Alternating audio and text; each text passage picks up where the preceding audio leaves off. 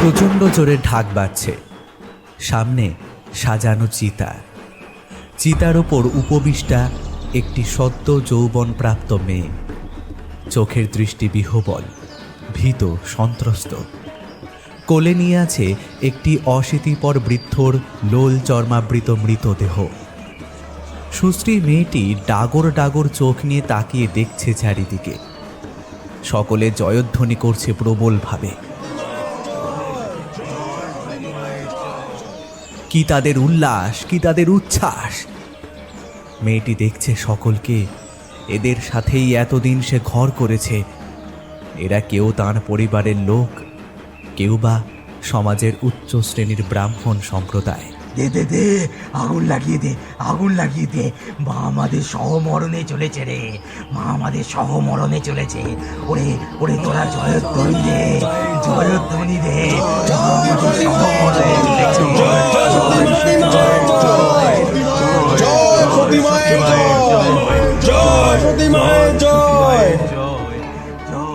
কিন্তু চিতায় অগ্নিসংযোগের পরেই ঘটল বিষম বিপত্তি। মেয়েটি ছিটকে উঠল মরার মাথা ফেলে দিয়ে। ততক্ষণে আগুনের লেলিহান শিখা গ্রাস করে ফেলেছে পুরো চিতাকে। গরম তাপে পুড়ে যাচ্ছে মেয়েটির সোনারও বরণ অঙ্গ শোভা। মেয়েটি চিতা থেকে লাফিয়ে পড়তে গেল, আর সাথে সাথে দেখল এক ভয়ঙ্কর হাড় হিম করা একটি দৃশ্য।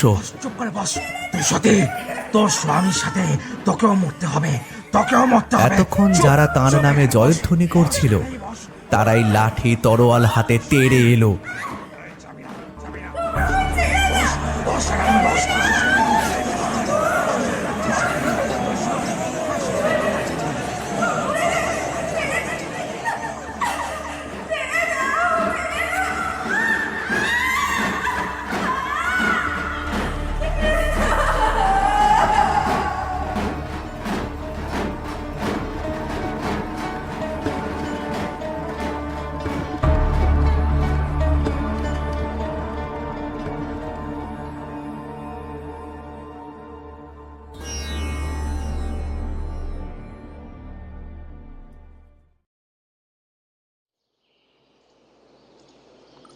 মানুষটিকে আমরা সকলেই দেখেছি।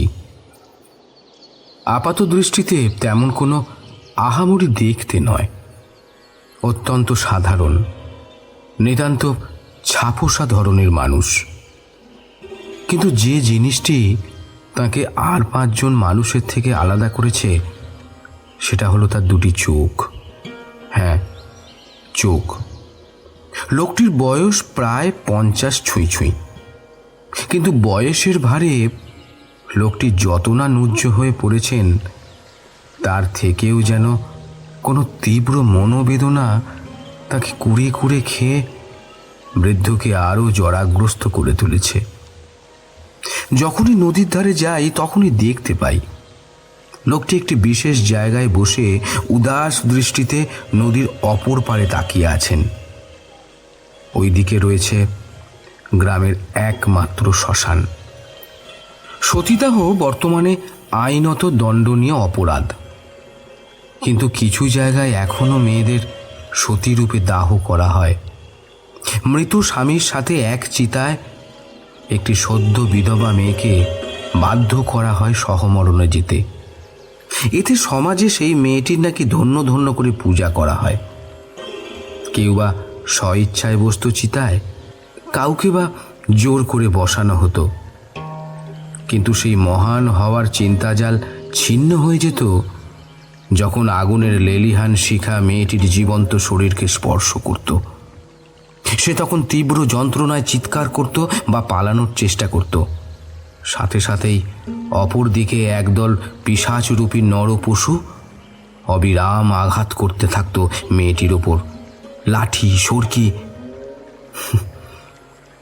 যতক্ষণ না পর্যন্ত তার প্রাণটা বেরিয়ে যায়। খুন, এটা এক প্রকার খুন, যা দীর্ঘদিন ধরে চলে আসছে, এখনো চলছে লুকিয়ে, যাতে নিজের অবস্থানকে সমাজের চোখে আরো উন্নত করা যায়। 1843 সালেটা দেশে ইংরেজ শাসন চলছে তাদের অকথ্য অত্যাচার। কিন্তু রাজা রামমোহন রায় লর্ড উইলিয়াম বেন্ট্রিঙ্কের নেতৃত্বে সতীদাহ বন্ধ করার আইন পাশ করতে সক্ষম হয়েছেন আজ থেকে প্রায় 14 বছর আগে, অর্থাৎ 1829 সালে। এই গ্রামের শ্মশানে আজও মাঝে মাঝে সতীদের দাহ করা হয়। এখনো আকাশে বাতাসে হতভাগিনী সদ্য বিধবা মেয়েদের আকুল আর্তনাদ শোনা যায়। নাম না জানা লোকটিকে সেই শ্মশানের দিকে তাকিয়ে থাকতে দেখি যখনই এখানে আসি। মাঝে মাঝে ভেবেওছি আলাপ জমাই, কিন্তু হয়ে উঠুনি। আমার নাম মনীন্দ্র। এই গ্রামের জমিদারের সেরেস্তায় কাজ করি। সেরেস্তায় আজ কাজ একটু কম থাকায় এই নদীর দিকে এসেছিলাম। দেখলাম লোকটি আজও বসে আছে। ঠিক করলাম আজ লোকটির কাছ থেকে জানতেই হবে কি তার পরিচয়, আর কেনই বা সে এখানে বসে সব সময় ওই শ্মশানের দিকেই তাকিয়ে থাকে। শুনছেন মশাই? মশাই শুনছেন? প্রথমে লোকটি আমার কথা বোধহয় শুনতে পায়নি, নিজ চিন্তায় এতটাই ডুবেছিল। দুবার পরপর ডাকতে তার চিন্তা জাল ছিন্ন হলো। সজল নয়নে সে আমার দিকে তাকালো। লোকটির অমন মুখ দেখে আমি কিছুটা অপ্রস্তুত হয়ে পড়লাম। আসলে আমার 30 বছরের স্বল্প জীবনকালে এত বয়স্ক মানুষকে এর আগে এমনভাবে কাঁদতে বা দুঃখ পেতে দেখিনি। লোকটি একবার আমার দিকে তাকিয়ে আবার মুখ ঘুরিয়ে নিল এবং সেই শ্মশানের দিকেই তাকিয়ে রইল। লক্ষ্য করলাম ওনার দু চোখ দিয়ে বর্ষিত হচ্ছে অবিরাম অশ্রুধারা। আমি ওনার দৃষ্টি অনুসরণ করে সেই শ্মশানের দিকে তাকালাম। এতক্ষণ খেয়াল করিনি। এখন দেখি একটি সদ্য যুবতী মেয়ে বসে আছে চিতায়।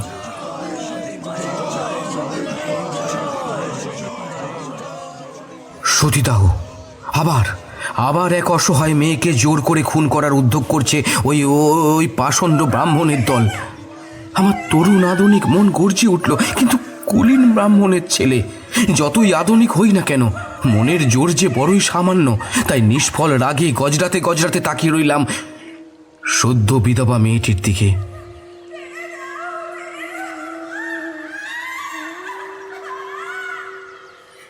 কতক্ষণ কেটেছিল জানি না।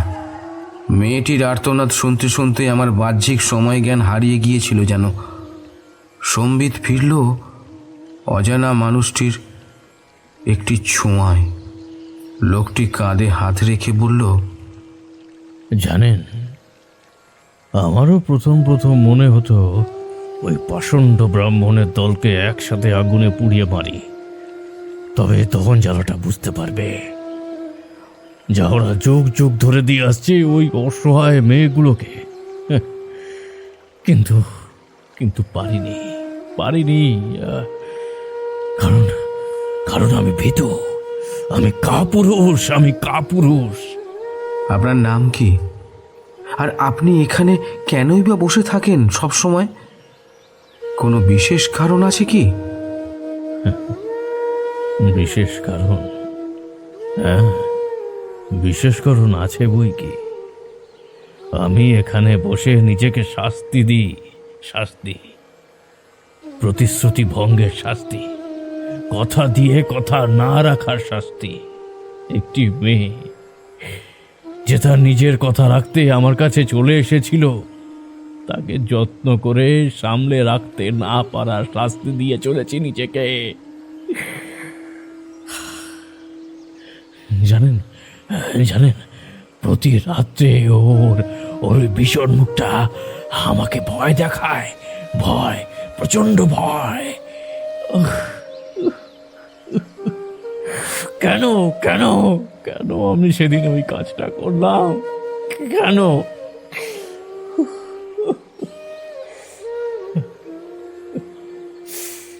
আপনার নামটা? রাজীব। কিন্তু এখন এই নামটার কোনো অস্তিত্ব আর খুঁজে পাই না, জানেন। পাই না। আসলে যার জন্য এই রাজীব বেঁচে থাকতে শিখেছিল, সেই মায়াকে তো ধরে রাখতে পারিনি আমি। আবার কেমন যেন একটা আচ্ছন্নতা আমায় গ্রাস করলো। ওইখানেই বসে পড়লাম। তারপর বিহ্বলভাবে রাজীবকে বললাম, আচ্ছা, আমায় আপনার কথাগুলো বলবেন, জানতে ইচ্ছে করছে। কে আপনি, আর কেই বা মায়া? মহামায়া, ওই তো ছিল আমার জীবনের সব। ছোট থেকে একসাথে মানুষ হয়েছিলাম আমরা, কিন্তু বলতে দ্বিধা নেই, আমি মায়াকে ভয় পেতাম। 24 বছর বয়সী মহামায়া ছিল কুড়িনের ঘরের কুমারী। যেমন পরিপূর্ণ যৌবন ছিল তার, তেমনই ছিল পরিপূর্ণ সৌন্দর্য, যেন শরৎকালের রোদের মতো কাঁচা সোনার প্রতিমা। একদিকে যেমন সূর্যের মতো দীপ্ত এবং নীরব, তেমনি তার ভাবনা ও চিন্তাশক্তি ছিল দিনের আলোর মতো উন্মুক্ত এবং নির্ভীক। মহামায়ার বাবা ছিলেন না, বড় ভাই ছিলেন। তার নাম ছিল ভবানীচরণ চট্টোপাধ্যায়। ভাই বোন দুজনেই প্রায় এক প্রকৃতির লোক। মুখে কথাটি নেই, কিন্তু এমনই একটা তেজ আছে যা দ্বীপ্রহরের তপ্ত সূর্যলোকের মতো নিঃশব্দে দহন জ্বালা দিতে পারে যে কাউকে। প্রথমে আমি ভাবতাম লোকে ভবানীচরণকে অকারণে ভয় করে চলত, কিন্তু পরে আমার সে ধারণা ভুল বলে প্রমাণিত হয়। এখানকার রেশম কুঠির যিনি বড় সাহেব ছিলেন, তিনি আমায় সাথে করে নিয়ে এসেছিলেন। এ গ্রাম আমার জন্মভিটে ছিল না। আসলে আমার বাবা এই সাহেবের কর্মচারী ছিলেন। তার মৃত্যু হলে সাহেব তার অল্পবয়স্ক ছেলের, মানে এই আমার ভরণ পোষণের ভার নিচে নিয়ে আমায় বাল্য অবস্থায় এই বামনহাটির কুটিতে নিয়ে আসেন। বাল্যাবস্থায় আমার সঙ্গে কেবল এক স্নেহশীলা পিসি ছিলেন। আমরা ভবানীচরণ ও মহামায়ার প্রতিবেশী রূপে বাস করতাম। মহামায়া যেমন আমার বাল্য সঙ্গিনী ছিল, তেমনি আমার বয়স্কা পিসির সাথে তার স্নেহবন্ধন ছিল অত্যন্ত সুদৃঢ়। ক্রমে ক্রমে আমার বয়স 16, 17, 18, এমনকি 19 হয়ে উঠলেও এবং পিসির বিস্তর অনুরোধ সত্ত্বেও আমি কিছুতেই বিয়ে করতে সম্মত হলাম না। কারণটা যে কি সেটা তিনি বুঝতে পারেননি, কিন্তু বাঙালির ছেলের এরূপ অসামান্য সুবুদ্ধির পরিচয় পেয়ে সাহেব ভারী খুশি হলেন। যেহেতু সাহেব অবিবাহিত ছিলেন, তাই মনে করলেন ছেলেটি নির্ঘাত তাকেই নিজের জীবনের আদর্শ করেছে। এদিকে কালক্রমে আমার পিসিরও মৃত্যু হলো, আর ওদিকে মহামায়ারও বিবাহের বয়স উত্তীর্ণ হতে লাগল। কিন্তু কিছুতেই তার যোগ্য পাত্র পাওয়া গেল না। ভবানীচরণ চিন্তান্বিত হয়ে উঠলেন। সেদিনকার কথা আমার খুব মনে পড়ে। কি জানেন, বৃদ্ধ প্রজাপতি যে সময় মহামায়ার বিবাহযোগ নিয়ে বিমনা ছিলেন, তখন তার পুত্র কন্দর্পের সুদৃষ্টি আমার ওপর নিক্ষিপ্ত হয়েছিল। তাই নিজের মনের কথা মহামায়াকে বলার নানান ছুতো অবলম্বন করতে লাগলাম। সেদিন শতবার মাথার দিব্যি দিয়ে কোনো মতে তাকে এই ভাঙা মন্দিরে আনতে কৃতকার্য হয়েছিলাম। কিন্তু তখনই কি জানতাম এর কি ভয়ঙ্কর পরিণতি অপেক্ষা করছে আমাদের জন্য। সেদিন মনে করেছিলাম যত কিছু বলার আছে আজ সব বলতেই হবে, তারপর হয় আমরণ সুখ, নয় আজীবন মৃত্যু যন্ত্রণা, যা থাকে কপালে। কিন্তু জীবনের এমন একটা সংকটের দিনে আমার মুখ থেকে অতি কষ্টে বেরোলো, মহামায়া, আমি আমি তোমায় বিয়ে করতে চাই। অর্থাৎ কি বলতে চাও? মানে তুমি তো জানো তোমার সামনে দাঁড়িয়ে ঠিক করে কোনো কথা বলতে পারি না, কিভাবে কি বলতে হয় বুঝতে পারছি না। তবে কি কারণে আমায় ডাকলে তুমি? অহেতুক বা কৌতুক করার জন্য নয় নিশ্চয়ই? কথাগুলো যেন আমার মরমে গিয়ে বিঁধল জানেন। আর আমি অপরাধী ছাত্রের মতো থমথমে মুখে চুপ করে রইলাম। সে অনেকক্ষণ নীরব হয়ে দেখলো আমায়। মনে হয় আমি যে এরূপ প্রস্তাব করব সেটা মহামায়া যেন আশাই করেনি। কি জানেন, ভালো করে শুনলে বোঝা যায় দুপুরের অনেকগুলি অনির্দিষ্ট করুণ ধ্বনি আছে, সেগুলো আমাদের নীরব নিস্তব্ধতায় ফুটে উঠতে লাগলো। হাওয়ায় মন্দিরের অর্ধসংলগ্ন ভাঙা কবাট এক একবার অত্যন্ত মৃদুমন্দ আর্তস্বর সহ ধীরে ধীরে খুলতে এবং বন্ধ হতে লাগল। মন্দিরের ভাঙা জানালায় বসে পায়রা বকম বকম বকবকম করে ডাকে। বাইরের শিমুল গাছের শাখায় বসে কাঠঠোকরা একঘেয়ে ঠক ঠক শব্দ করে। শুকনো পাতার মধ্যে দিয়ে গিরগিটি সরসর শব্দে ছুটে যায়। হঠাৎ একটা উষ্ণ হাওয়া মাঠের দিক থেকে এসে সমস্ত গাছের পাতার মধ্যে ঝরঝর করে ওঠে এবং হঠাৎ নদীর জল জেগে উঠে ভাঙা ঘাটের সিঁড়ির উপর ছলাৎ ছলাৎ করে আঘাত করতে থাকে। এই সমস্ত আকস্মিক অলস শব্দের মধ্যে শুনতে পাচ্ছিলাম বহু দূরের কোনো গাছের তলা থেকে একটা রাখালের বাঁশিতে মেঠো সুর বাজছে। মহামায়ার মুখের দিকে চাওয়ার সাহস না পেয়ে মন্দিরের ভিটের উপর ঠেস দিয়ে দাঁড়িয়ে এক প্রকার শ্রান্ত স্বপ্নাবিষ্টের মতো নদীর দিকে চেয়েছিলাম। বেশিক্ষণ ওভাবে থাকতেও পারলাম না। ভিক্ষুকের মতো করুণ ও সপ্রশ্ন দৃষ্টিতে মহামায়ার মুখের দিকে তাকালাম। আমার চোখের ভাষা সে বুঝতে পেরে শান্ত কঠোর স্বরে বলল, না, সে হতে পারে না। আমার দাদা কিছুতেই মেনে নেবেন না। আমি মনে মনে ফের সাহস সঞ্চয় করে ওর হাত দুটো ধরলাম। তারপর মৃদু স্বরে বললাম, ছোটবেলা থেকে আমি পিসি আর তুমি বাদে কোনো মেয়ের দিকে চোখ তুলে তাকাইনি মহামায়া। জানি তোমার আর আমার মাঝে বিস্তর ফারাক, 1,000 যোজনের ব্যবধান। কিন্তু কোনো কিন্তু এখানে থাকতে পারে না রাজীব। হ্যাঁ, এটা ঠিক যে তোমার পিসির স্নেহ ছায়া আমি পেয়েছি, কিন্তু আমাদের চাটুর্যে বংশ কুলীন বংশ। দাদা তাই আমার বিয়ে কোনো ব্রাহ্মণ কুলীন ঘরেই ঠিক করবেন। আর আমার এতদিনের অপেক্ষা সবে কি তাহলে বৃথা মহামায়া? মহামায়ার মাথা নাড়ার সাথে সাথে আমার আশাও অমনি ভূমিসাৎ হয়ে গেল। আমি ভালো করেই জানতাম মহামায়ার মাথা মহামায়ার মতোই নিজের নিয়মানুসারেই নড়ে, আর কারো সাধ্য নেই তাকে নিজের মত থেকে বিচলিত করে। প্রবল কুলাভিমান মহামায়ার বংশে কতকাল থেকে চলে আসছে। সে কি কখনো আমার মতো অকুলীন ব্রাহ্মণকে বিয়ে করতে সম্মত হতে পারে? আসলে কি জানেন, আমি ভুলে গিয়েছিলাম যে ভালোবাসা এক এবং বিয়ে করা আর এক ব্যাপার। মহামায়া হয়তো মনে মনে ভাবলো তার নিজের বিবেচনাহীন ব্যবহারেই আমার মতো এই কুলহীন হতভাগার এত দূর স্পর্ধা বেড়েছে। যে মুহূর্তে সে এটা বুঝতে পারল, সাথে সাথে মন্দির ছেড়ে চলে যেতে উদ্যত হলো। আমি অবস্থা বুঝে তাড়াতাড়ি বললাম, আমি কালই এখান থেকে চলে যাচ্ছি।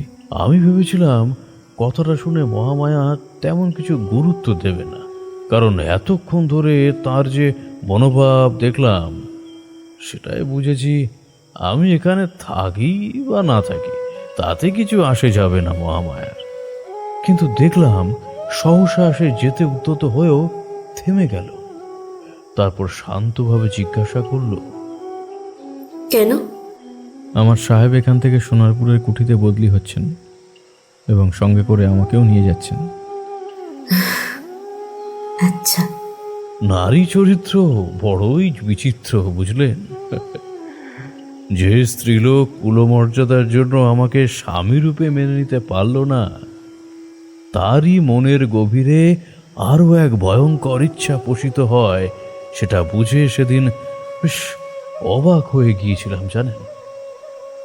বিয়ে করতে না পারলেও সে চায় যত দিন সে এখানে থাকবে আমাকে চোখের সামনে থাকতে হবে।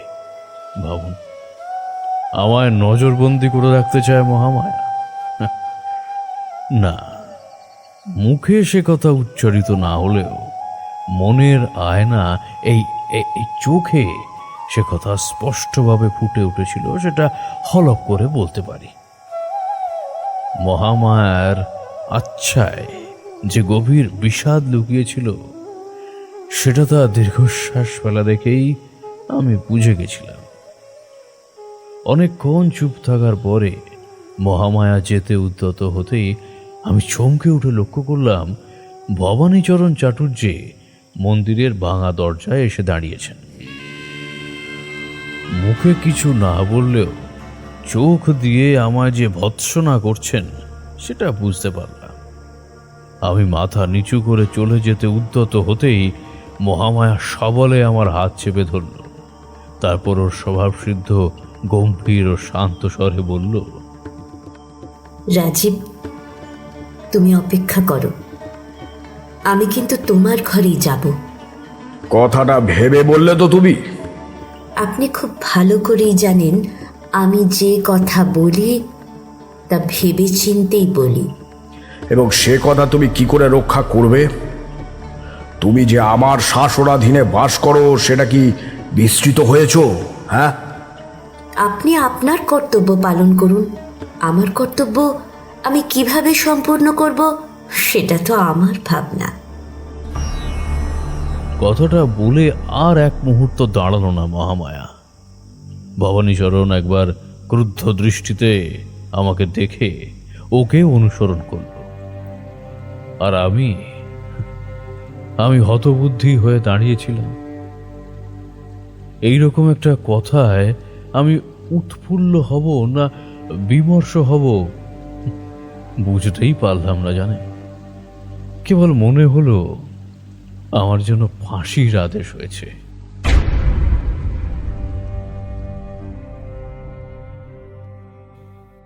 কোনো ব্যক্তিকে কাউকে দেওয়া প্রতিশ্রুতি ভুলিয়ে দেয় কে জানেন? লোভ, কামনা, ইচ্ছা। না হলে মানুষ মানুষকে যে প্রতিশ্রুতি দেয় মুহূর্তের আবেগে, সে তা ভুলে যায় কি করে? আমি তোমাকে ভালোবাসি এই কথাটা বলা যতটা সহজ, ভালোবাসাটা কি ততটাই সহজ? সারা জীবন পাশে থাকবো, যা তুমি শর্ত দিচ্ছ মেনে চলবো, এই কথাটা বলার সাথে প্রকৃত অর্থে মেনে চলার মধ্যে যে বিস্তর ফারাক, সেটা সময় নামক কঠিন হৃদয়হীন বস্তুটি আমাদের বুঝিয়ে দেয়। আজ আমি বুঝি শর্ত সাপেক্ষে তৈরি হওয়া সম্পর্ক আদতে কত ঠুনকো হয়। রাজীব লোচনের পিসির স্নেহে যে বেড়িটা অলক্ষ্যে আমার পায়ে পড়েছিল, তাকে আমি উপেক্ষা করতে পারিনি কোনোভাবেই। মন্দির ভিটে দাঁড়িয়ে দাদার সামনে চোখে চোখ রেখে বলেছিলাম রাজীবকে অপেক্ষা করতে, কিন্তু বাড়িতে ফিরে দাদা যে এইরকম কিছু পরিকল্পনা করে রেখেছিলেন আমার জন্য, সেটা যে আমি স্বপ্নেও ভাবিনি। অবশ্য কুলীন ব্রাহ্মণ পরিবারের মেয়ে আমি। পুরুষতান্ত্রিক সমাজে নারী জন্ম হয়েছে বিয়ে, সন্তান আর সংসার সামলানোর জন্য, তাই খুব কষ্ট হয়তো অনুভব করতে পারিনি। সেই রাত্রেই আমার দাদা ভবানীচরণ একখানা লাল চেলি এনে আমায় আদেশ দিলেন। এইটা পড়ো এসে। কি কারণে? আমার কি আজ বিয়ে? যথাসময়ে জানতে পারবে। এখন বিনা বাক্য ব্যয়ে এটা পড়ে নাও। আদেশ পালন করলাম। সে ছাড়া আমার কোনো উপায়ও ছিল না। কাকে বলবো এসব কথা? কেউ যে শোনার নেই। কাঁদবো, চোখের জল মুছিয়ে দেবার মতো তো কেউ নেই। তাই চেলি পরে বধূ বেশে দাদার সামনে এসে দাঁড়ালাম। একবার আমায় দেখে পূর্বের মতো কঠোর স্বরে বললেন, আমার সঙ্গে চলো। ভবানীচরণের আদেশ এমনকি সংকেত কেউ কখনো অমান্য করেনি। আমি তো তাঁর আশ্রিতা, আমিও তাই করলাম না। আমরা নদী তীরে সেই রাত্রে শ্মশান অভিমুখে চললাম। শ্মশান বাড়ি থেকে বেশি দূর ছিল না। সেখানে গঙ্গাযাত্রীর ঘরে একটি বৃদ্ধ ব্রাহ্মণ মৃত্যুর জন্য প্রতীক্ষা করছিলেন। তারই শয্যা পাশে গিয়ে দাঁড়ালাম। ঘরের এক কোণে পুরোহিত ব্রাহ্মণ উপস্থিত ছিল। ভবানীচরণ তাকে ইঙ্গিত করলেন। সে অবিলম্বে শুভানুষ্ঠানের আয়োজন করে নিয়ে প্রস্তুত হয়ে দাঁড়ালো। আমি বুঝলাম এই মুমূর্ষুর সঙ্গে আমার বিয়ে। অব্যক্ত অভিমান ও রাগে একবার দাদার দিকে তাকালাম ঠিকই, কিন্তু মুখে আপত্তির লেশ মাত্র প্রকাশ করলাম না। দুটি অদূরবর্তী চিতার আলোয় অন্ধকার প্রায় ঘরে মৃত্যু যন্ত্রণার আর্তধ্বনির সঙ্গে অস্পষ্ট মন্ত্রোচ্চারণ মিশে আমার বিয়ে সম্পন্ন হয়ে গেল। যেদিন আমার বিয়ে হলো তার পরের দিনই আমি বিধবা হলাম। এই যে পূর্ব নির্ধারিত ছিল সেটা আমি আগেই অনুমান করেছিলাম। আমার দাদা নিজের সহোদর যে এই রকম ভীষণ পরিকল্পনা করবে সেটা জানতাম না। আমার স্বামী মারা যাবার পরই আমার দাদা ভবানীচরণ চাটুর্যে এসে আদেশের সুরে বললেন, তৈরি হয়ে নাও মহামায়া, তোমায় সহমরণে যেতে হবে। নিজের বোনকে জ্বলন্ত চিতায় তুলতে একটু হাত কাঁপবে না? রাজীব লোচনের মতো এক কুলগোত্রহীন হতভাগার ঘরে যাবার কথা বলার সময় যেমন তোমার গলা কাঁপেনি, তেমনই তোমাকে সহমরণে পাঠাতেও আমার হাত কাঁপবে না। অন্তত তাতে আমার সম্মান আর কুলের মর্যাদা দুই রক্ষা পাবে। আর নিজের মায়ের পেটের বোন, তার জীবনের কোনো মূল্য নেই? একটা নিতান্ত খেলার পুতুল কি আমি, যাকে ইচ্ছে হলো কাছে রাখা হলো, না হলে ছুঁড়ে ভেঙে দেওয়া হলো? ছি! আপনাকে আপনাকে আমার নিজের বড় দাদা বলতে ঘৃণা হচ্ছে। কি? যত বড় মুখ নয় তত বড় কথা। আমি ভবানীচরণ চাটুর্যে, আমার দাপটে সকলে কাঁপে, বাঘে গরুতে এক ঘাটে জল খায়। সামান্য স্ত্রীলোকের এত কথা কিসের? এই, কে আছিস? এই মেয়ের হাত পা বেঁধে শ্মশানে নিয়ে চল। কে আছিস? ছাড়ুন, ছাড়ুন, আমার লাগছে। ছাড়ুন বলছি, ছাড়ুন। দাদার দাপটে বাড়ির লেঠেলরা, যারা গতকাল পর্যন্ত আমার দিকে চোখ তুলে তাকাতো না, তারা আমার হাত পা বেঁধে নিয়ে চলল শ্মশানের দিকে। ছেড়ে দাও, ছেড়ে দাও। সত্যি সত্যি সেদিন বুঝেছিলাম মেয়েদের কোনো সম্মান নেই, মেয়েদের কোনো মানুষের মধ্যে গণ্যই করা হয় না। সংসার সামলালে লক্ষ্মী, পুত্র সন্তান জন্ম দিতে পারলে অন্নপূর্ণা, আর স্বামী মারা যাবার পর সহমরণে গেলে সতী। কোনো সময়ে মেয়েদের মানুষ বলে গণ্যই করা হলো না। তাদের জন্ম হয়েছে শুধু কুল, মান, সম্মান আর মর্যাদা রক্ষার জন্য। সেদিনও আমায় হাত পা বেঁধে চিতায় সমর্পণ করে যথাসময়ে আগুন ধরিয়ে দেওয়া হয়েছিল। অসহায় মেয়ের চিৎকার, অনুরোধ, কান্না কারুর চোখেই পড়েনি, কিন্তু আগুনে পুড়তে পুড়তে মেয়েটা ঠিক চোখে পড়েছিল শুধুমাত্র কুল সম্মান রক্ষার জন্য একদল অমানুষের বিশাল আস্ফালন আর পৈশাচিক উল্লাস। অগ্নিও ধুধু করে ধরে উঠেছে। এমন সময় ঘটল ছন্দপতন। আসলে এদের চোখে না পড়লেও ঈশ্বরের কানে গিয়েছিল আমার বুক ফাটা আর্তচিৎকার। তাই তো প্রচণ্ড ঝড় ও মুষলধারে বৃষ্টি হঠাৎ আরম্ভ হলো। যারা দাহ করতে এসেছিল তারা তাড়াতাড়ি গঙ্গাযাত্রীর ঘরে আশ্রয় নিয়ে দরজা বন্ধ করে দিল। বৃষ্টিতে চিতার আগুন নিভতে বেশি দেরি হলো না। ইতিমধ্যে আমার হাতের বন্ধন পুড়ে গিয়েছিল, হাত দুটো মুক্ত হয়ে গিয়েছিল। অসহ্য দাহ যন্ত্রণা সত্ত্বেও কোনো কথা না বলে আমি অতি কষ্টে উঠে নিজের পায়ের বন্ধন খুললাম। তারপর পুড়ে যাওয়া কাপড়টাই কোনো রকমে গায়ে জড়িয়ে প্রথমে এলাম নিজের ঘরে।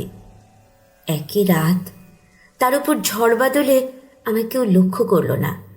বাড়িতে তখন কেউ ছিল না, সকলেই শ্মশানে। প্রদীপ জেলে একখানি কাপড় পরে একবার আয়নায় মুখ দেখলাম, কিন্তু নিজেকে দেখা মাত্র ঘৃণা ভরে আয়নাটা মাটিতে ছুঁড়ে দিয়ে চিরকালের মতো বেরিয়ে এলাম আমার জন্ম ভিটে থেকে।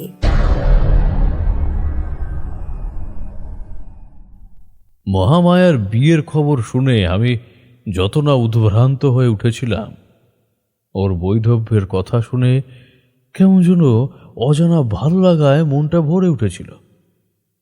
কিন্তু যখন শুনলাম ওকে সতী করে সহমরণে পাঠানো হয়েছে, মনটা পুনরায় হু হু করে উঠল।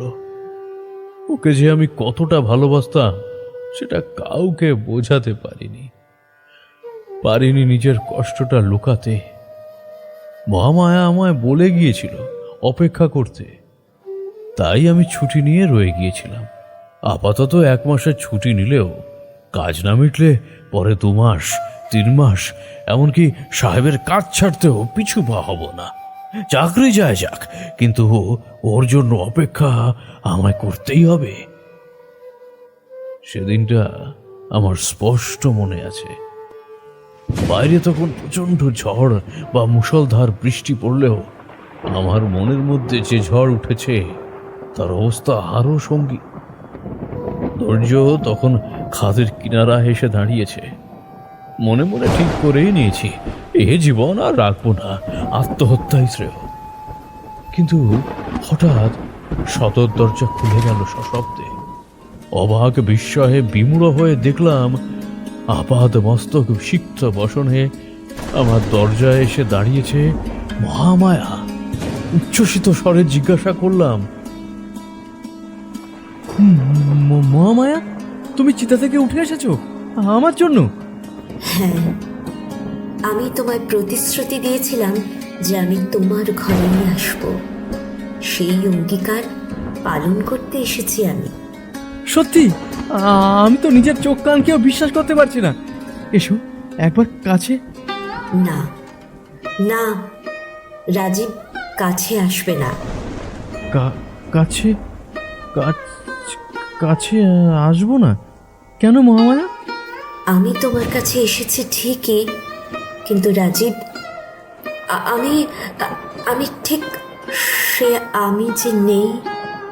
আমার সমস্ত পরিবর্তন হয়ে গিয়েছে। আমি মনে মনে শুধু সেই মহামায়া আছি। এখনো বলো, তুমি কি আমায় এভাবে পারবে, এভাবে গ্রহণ করতে পারবে? আর যদি সম্মত না হও, তাহলে এখনো আমি চিতায় ফিরে যেতে পারি। আর যদি প্রতিজ্ঞা করো কখনো আমার ঘুমটা খুলবে না, আমার মুখ দেখবে না, তবেই আমি তোমার ঘরে থাকতে পারি রাজীব। ক্ষণিকের আনন্দ যখন কারুর কাছে আসে তখন সে সমস্ত বাহ্য জ্ঞান হারিয়ে ফেলে। আমারও তাই অবস্থা হয়েছিল। মহামায়াকে মৃত্যুর হাত থেকে ফিরে পাওয়াই যথেষ্ট ছিল আমার জন্য। আর তখন বাকি সমস্তই তুচ্ছ জ্ঞান আমার কাছে। আমি তাড়াতাড়ি বললাম, হ্যাঁ হ্যাঁ, তুমি যেমন ইচ্ছা তেমন করেই থাকো, শুধু আমাকে ছেড়ে গেলে আর আমি বাঁচবো না। তবে এখনই চলো, তোমার সাহেব যেখানে বদলি হয়েছে সেখানেই যাই। ঘরে যা কিছু ছিল সমস্ত ফেলে মহামায়াকে নিয়ে সেই ঝড়ের মধ্যেই বেরিয়ে পড়লাম। সে রাত্রি আমার সারাটা জীবন মনে থাকবে। এমনই ঝড় যে দাঁড়ানো কঠিন। ঝড়ের বেগে বড় বড় কাঁকর বালি উড়ে এসে কাঁটার মতো বিঁধতে লাগলো গায়ে। গ্রাম্য রাস্তার দুপাশে সবুজ নারকেল, তাল বা অন্যান্য গাছগুলো মাটিতে লুটিয়ে পড়ছে ক্রমাগত, ভেঙে পড়ছে হুড়মুড় করে সব গাছগুলো। ভয়তে আমরা রাস্তা ছেড়ে মাঠের মধ্যে দিয়ে চলতে লাগলাম। আবার ক্রমবর্ধমান বেগে পিছন থেকে আঘাত করে আমাদের দুজনকে ছিন্ন করে নিয়ে যেতে চেষ্টা করলো। মনে হলো সৃষ্টি ধ্বংস হওয়ার আগের প্রলয়ের মাঝে এসে আটকে পড়েছি আমরা দুটি প্রাণী। মহামায়া আমার ঘরে এলেও যেমনটা আশা করেছিলাম সেরকমটা কিন্তু হলো না। ভেবেছিলাম ওকে পেয়ে আমার জীবনে সুখের উদয় হবে, দুজনে অত্যন্ত সুন্দর করে ঘরকন্যা করব, কিন্তু সে আর হলো না। বেশি কিছু নয়, আমাদের মাঝে কেবল একটা মাত্র ঘোমটার ব্যবধান, যেন সেই ঘোমটাটুকু মৃত্যুর মতো চিরস্থায়ী, কিন্তু মৃত্যুর চেয়েও বেশি যন্ত্রণাদায়ক। কি জানেন তো, নিরাশা বা হতাশা একটা সময় মৃত্যুর বিচ্ছেদ বেদনাকে ধীরে ধীরে অসাড় করে ফেলে, কিন্তু মহামায়ার সেই ঘোমটার বিচ্ছেদটুকুর মধ্যে একটা জীবন্ত আশা প্রতিদিন প্রতি মুহূর্তে পীড়িত হচ্ছে।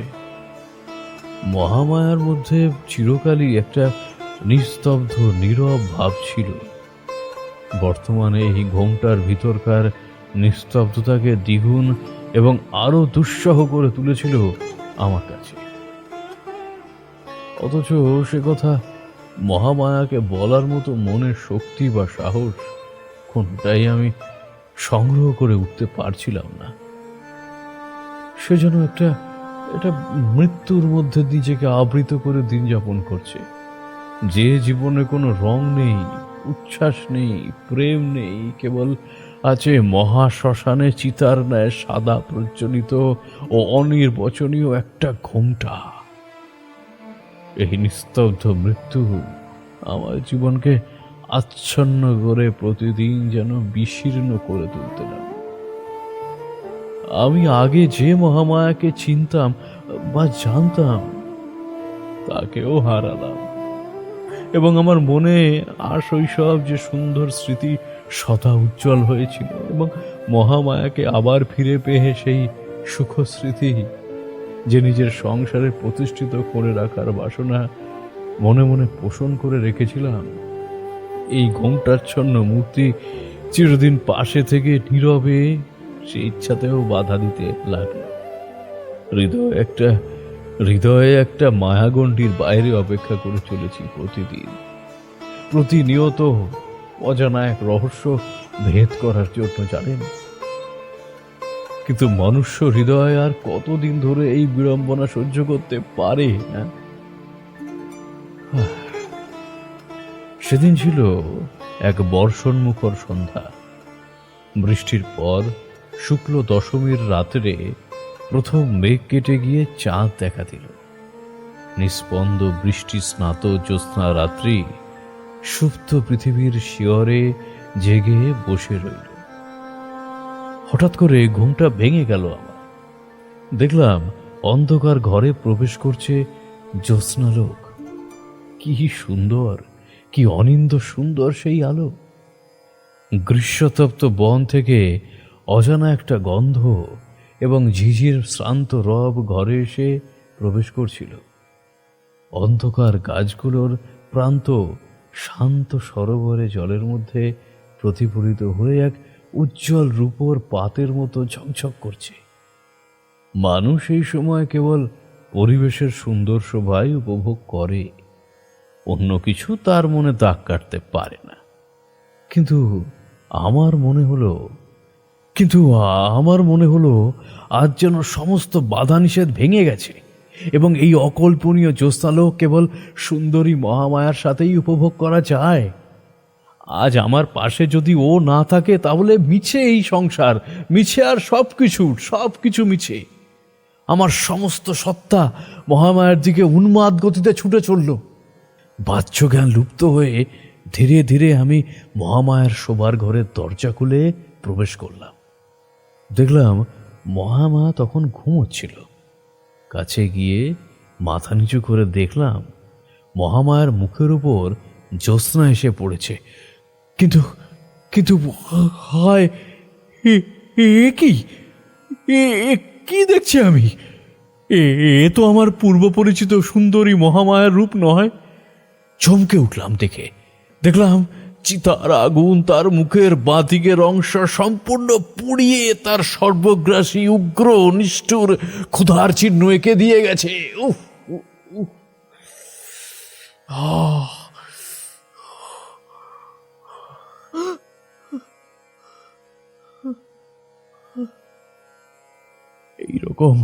এইরকম একটা ভয়ঙ্কর দৃশ্য দেখে আমি এতটাই চমকে গিয়েছিলাম যে অজান্তেই মুখ থেকে একটা অব্যক্ত আর্তনাদ বেরিয়ে এসেছিল।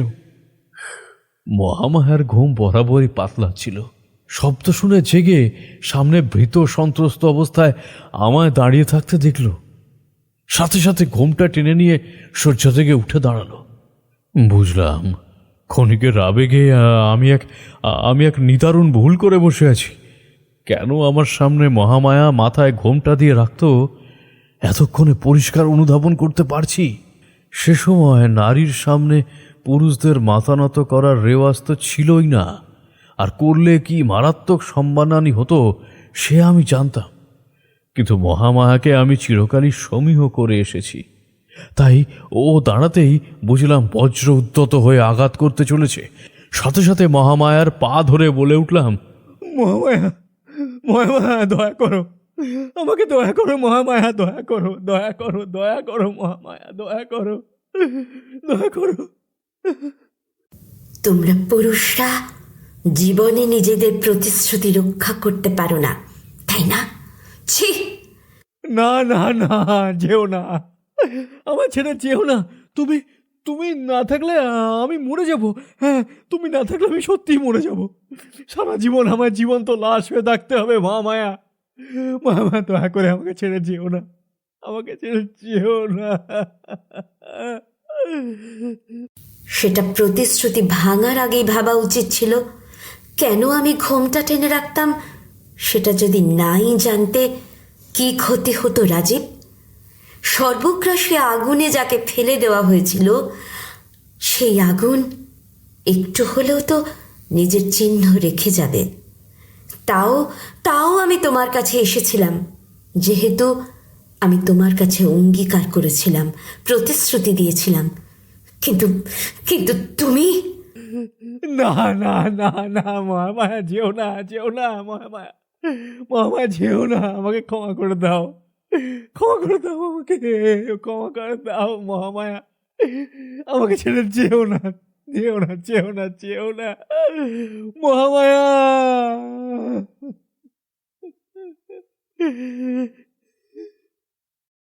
আমি নিষ্ফল আক্রোশে চিৎকার করে ডাকতে লাগলাম মহামায়াকে, কিন্তু সে আমার কথার একটিও উত্তর না দিয়ে বেরিয়ে গেল ঘর থেকে নিঃশব্দে। একবারও পিছন ফিরে দেখল না সে। মহামায়ার সেই নির্বাক নিস্তব্ধতা আমাকে আজও ভস্ম করে চলেছে। বৎস, যে চিতায় তাকে তুলে দেওয়া হয়েছিল সহমরণের জন্য, যে চিতার আগুনটাকে এত বড় ক্ষত দিয়েছিল সমগ্র জীবনের জন্য, এখন সেই অদৃশ্য চিতানলে নীরবে ভস্ম হই প্রতিদিন, প্রতিনিয়ত।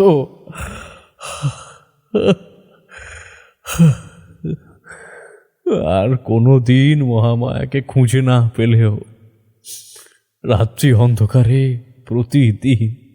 প্রতিদিন ওর সেই অর্ধদগ্ধ মুখটা আমার চোখের সামনে প্রজ্বলিত হুতাশনের মতো জেগে ওঠে, আর আমায় কটাক্ষ করে ভয় দেখায়। ভয় ভয় সেই পোড়া মুখের ভয়ঙ্কর হাসি আমায় বলে যায়, রাজীব, এই মুখটা তুমি দেখতে চেয়েছিলে না? এই দেখো দেখো দেখো আমার অর্ধদগ্ধ পোড়া মুখটা। দেখো রাজীব, দেখো দেখো দেখো,